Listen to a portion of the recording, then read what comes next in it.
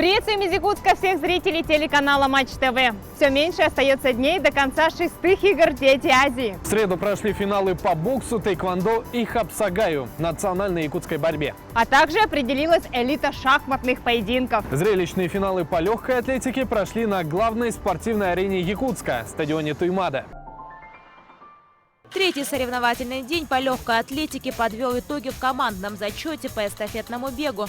Так, лучшей по результатам 3 этапов на дистанции 4 по 100 среди юношей оказалась команда из Таиланда. Она почти на 2 секунды опередила своих соперников из Шри-Ланки. А третьей прибежала сборная Гонконга. Среди девушек в короткой дистанции первыми также оказались спортсмены из страны улыбок. Однако судьи их дисквалифицировали за передачу эстафетной палочки вне зоны. И золото ушло сборной Азербайджана. Следующая дистанция 4 по 400 также нашла своих чемпионов. В первом забеге уверенно лидирует команда Китая. Я думаю, наш тренер мне доверяет, раз поставил меня первым в эстафете. Ведь начало забега очень важно для всей команды. Нужно сэкономить время и подарить возможность другим вырваться вперед. Кстати, третий соревновательный день подарил легкоатлетам не только сильных соперников, но и добавил погодные испытания. В среду в Якутске стояла несвойственная июлю осенняя 12-градусная температура. Холод совсем не помешал легкоатлетам из Таиланда. Юноши этой сборной вновь одержали победу. Кстати, на прошлых играх «Дети Азии» в 2012 году рекорд по эстафетному бегу принадлежал команде именно этой сборной. Дистанцию 4 по 400 тайские спортсмены пробежали за 3 минуты 22,1 секунды. Этот рекорд, к слову, до сих пор не был побит. А в женской эстафете лучшее время показали легкоатлетки с Сибири. Их показатель – 3 минуты 53,24 секунды. Только вера в себя и все. Да. И в своих. Тебе только на себя надо надеяться, ни на кого больше. Молодцы, девчонки. Спасибо большое. Здесь же, на стадионе Туймада, продолжились соревнования по троеборью национальных прыжков. В этот раз спортсмены с разбега выполняли станга – попеременные прыжки с приземлением на обе ноги. У девушек дальше всех прыгнула представительница Казахстана Татьяна Овчинникова, тем самым установив рекорд игр 22 метра и 67 сантиметров. Я прыгаю тройную длину, там всего 3 прыжка. Это намного тяжелее прыгать, потому что приземляться на резину очень больно. И я вообще не понимаю, как вы это делаете постоянно. На втором месте оказалась якутянка Светлана Макарова, которая в этот день улучшила свой результат на целых 50 сантиметров.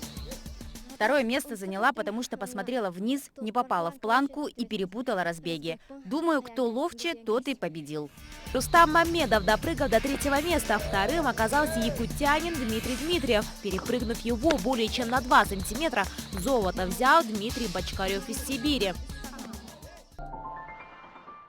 Боксерский финал можно разделить на 2 части. Основную, которая на ринге, и начальную, ту, что происходит за моей спиной.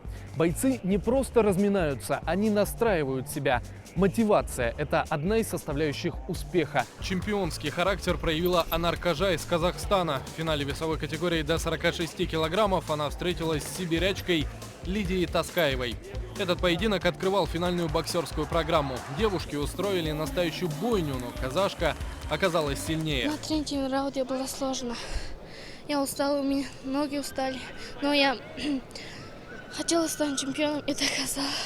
В весе до 75 килограммов золото разыграли дальневосточник Никита Червон и казах Сатындык Тагайбай. Никита Червон победил, хотя свое выступление не считает идеальным.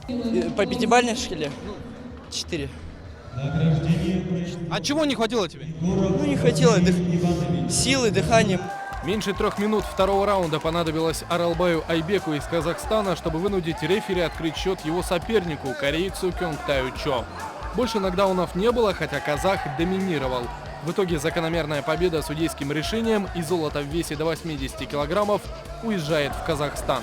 Завершились финалы поединком тяжеловесов. На ринге сошлись казах Дамир Тайбай и сибиряк Кирилл Басалаев. Парни весом более 80 килограммов и вбивали друг в друга удары невероятной силы. Возможно, неподготовленный сразу бы упал, но боксеры занимаются не первый год, поэтому бой продлился все 3 раунда. Победил представитель Казахстана. На играх «Дети Азии» завершились соревнования по тэквондо. В весе до 55 килограммов казахский тэквондист Ярасул Бекбалат победил своего соперника из Саудовской Аравии. Внимание специалистов привлек финальный бой в весе до 73 килограммов между казахом Чингисом Сандыбаевым и корейцем Пак Док Йонгом. Во втором раунде Чингис предпринял попытку нанести своему корейскому сопернику сложный удар в голову, но именно его электронный шлем не зафиксировал, а при просмотре видео судьи постановили, что касания не было. Так, со счетом 10-1 победу присудили корейскому спортсмену. Чемпионкой стала и его землячка Канг Бора в весовой категории до 49 килограммов. Она победила Евгению Южакову с Урала, которой и досталось серебро. А в весе до 63 килограммов среди девушек золотая награда у россиянки Дианы Макиевской. Корейскую соперницу Джин Гион она обошла со счетом 4-3. Я как бы корейцам хорошо, но им придется подвинуться, потому что я первая. Стоит отметить и якутских тэквондистов, принесших 2 бронзы в копилку Якутии. Это Анита Яковлева из команды Саха-1 и Аина Забровская из сборной номер 2. В СК «Триумф» на заключительные поединки вышли борцы по национальной борьбе Хапсагаю. Хозяева турнира были представлены во всех финальных поединках. Золотую медаль в весовой категории до 62 килограммов добыл Сергей Каратаев.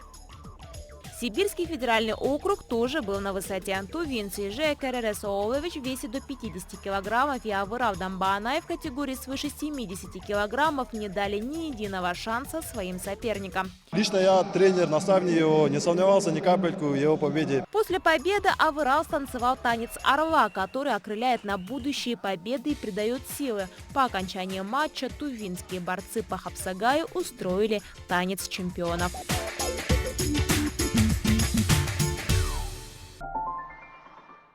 Гости игр «Дети Азии», знакомясь с Якутией, обязательно пробуют местную кухню. У детей пользуются спросом оладушки и лепешки. Но не все национальное меню можно предлагать детям, потому что для дегустации предлагаются продукты в сыром виде. Возьмем, к примеру, деликатес деликатесов – сырую печень жеребенка. Ее в мороженом виде нарезают тонкими слайсами. По желанию добавляют в нее соль и перец, либо макают и получают истинное удовольствие. Печень очень полезна. Еще стоит попробовать строганину. Берем лучшую мороженую рыбу, в нашем случае это чир, и проделываем все то же самое, что и с печенью. Соль плюс перец и очень вкусно.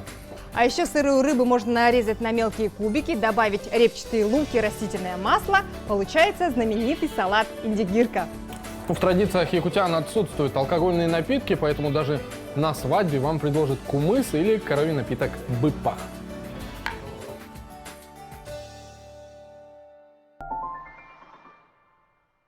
Все последние дни Юлия Григорьева из Башкортостана удерживала лидерство и по итогам финальной схватки подтвердила золотую медаль. Серебро и бронзу представители Монголии Бацеханат Гонсуфт и Ганхуа Кучрав. Если среди девушек именно 3 победителей мы узнали по окончании партий, то у юношей интрига сохранилась вплоть до цветочного награждения.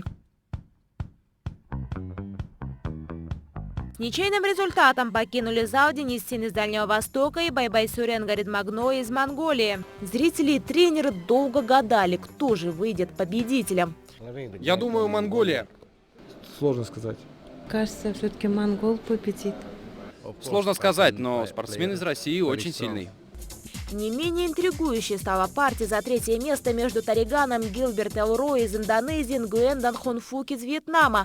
Преимущество переходило то к индонезийцу, то к вьетнамцу. Партия закончилась победой вьетнамца Нгуен Дан Хон Фука. Я, конечно, хотел занять 1-е или 2-е место, но так получилось, что бронза. Но я счастлив. Эта радость вьетнамца была не последней. Во время объявления победителей шахматист узнал, что стал не бронзовым, а серебряным призером игр. А чемпионом игр «Дети Азии» стал Денис Син из Дальневосточного федерального округа. Его сопернику по финальной партии Байбасурену Гаридмагно из Монголии была отдана только бронза. Такой непредвиденный итог выявили не баллы, а коэффициенты уровня шахматиста. Бороться за бронзу игр по женскому волейболу вышли команды из Китая и Якутии. С первых минут матча стало понятно, уступать никто не хочет. Победу в первом сете завоевали китайские волейболистки. В следующем хорошую игру и мастерство показали якутянки. Ко второму перерыву команды подошли с результатом 1-1.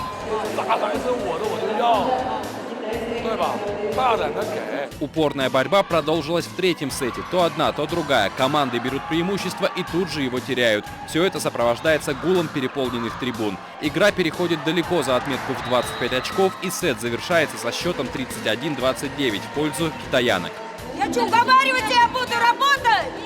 Тебя что ли уговаривать? Эмоции тренера понятны. Четвертый сет для якутянок может стать последним. Стала сказываться усталость нашей команды. Китаянки тоже уже не выглядят бодрыми и не хотят доводить игру до пятой партии. Но воля к победе и командный дух спортсменок из Поднебесной становятся решающим фактором игры. 3-1. Бронзовые медали едут в Китай. Когда мы играем вместе, мы ничего не боимся. Очень рады бронзовой награде. После матча на площадке прошла цветочная церемония награждения. На пьедестал также взошли волейболистки из Сибири, завоевавшие накануне золотые награды. Серебряные медали отправятся в Уральский федеральный округ. Вчера после матча с Китаем, громко заявлявшая о несложной игре в свое удовольствие, сборная Дальнего Востока встретилась сегодня с новым соперником – командой Монголии. Баскетболисты ДВФО встречу начали весьма уверенно. За выделенные 10 минут первой четверти пятерка Дальнего Востока сумела оторваться от оппонента на 9 очков. Счет четверти 22-13. Для второй четверти тренер монгольской сборной предложил тактику, которая не привела к победе, но позволила сократить отставание по очкам. Завершилась первая половина игры со счетом 41-36.